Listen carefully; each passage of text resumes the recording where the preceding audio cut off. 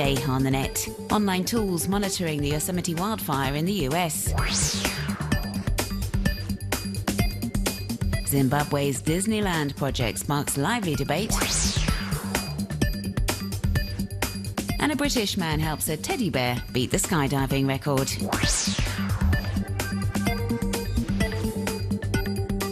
These images are both terrifying and captivating. We see the rapid growth of the massive wildfire, the so-called rim fire, which began over 2 weeks ago in California. The time-lapse video was produced by officials at Yosemite, stitched together from webcam footage around the national park. Information on how the fire is spreading is available online. Local radio station KPCC has put together this webpage, which updates figures on a daily basis, detailing the scale of damage, as well as information on what's being done to contain the flames, with some 5,000 firefighters and 30 or so helicopters battling the blaze on Sunday. This interactive map, created by the site esri.com, compiles this data in real time so viewers can visualize how the fire is progressing, shown here in red, and also the areas under threat, like the Hetch Hetchy Reservoir, which provides San Francisco's water supply. But as we can see from these photos posted to social networks, tourists and visitors haven't been deterred by the wildfire and have continued to come to the park, as only some parts had been closed off to the public. Up until this weekend, that is, when smoke blanketed Yosemite Valley, the park's main tourist area.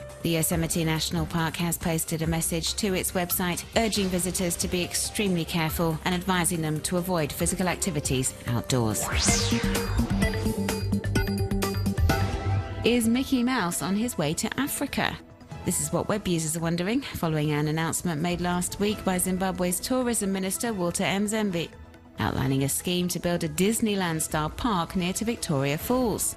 The monumental project, designed to boost tourism in the region, has been met with mixed reactions on social networks.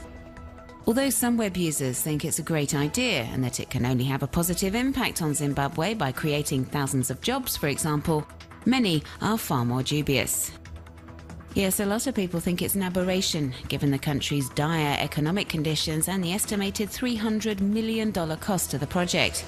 They say there are more pressing concerns in Zimbabwe, which is ruled by Robert Mugabe with an iron fist, like education or healthcare. As Africa tourism expert Chris McIntyre says in an interview with British daily The Telegraph, even if the complex does end up being built, it won't necessarily attract tourists. He says most people visit Zimbabwe to make the most of the country's exceptional natural beauty and landscapes. He wonders how popular the park will prove, as he doesn't think many holidaymakers will make the journey to Zimbabwe just to see Mickey and co.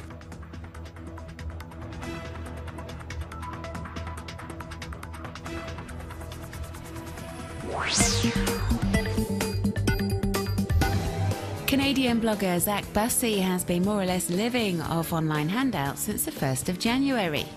Promotional gifts he's been given by companies in exchange for reviews on his blog or on social networks. Food, clothes, entertainment, he lives off this online marketing, and he's hoping to continue the experiment until the end of the year, after which time all gifts will be given to charity. My goodness. Oh, green bean, cherry tomatoes, red delicious. How many astronauts are in space right now?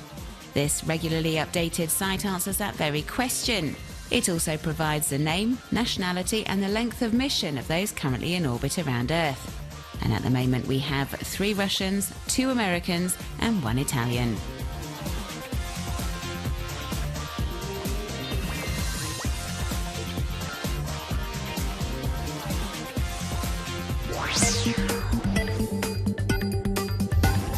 Babbage the teddy bear has beaten Austrian skydiver Felix Baumgartner's record set in October 2012 by some 30 metres. The cuddly toy plummeted to Earth from more than 39,000 metres. The fall was orchestrated by British software programmer David Akerman, who replaced Babbage's fluffy insides with a low-cost Raspberry Pi computer to shoot photos of the flight and transmit his position. And web users can see the fall in its entirety on all good video sharing platforms.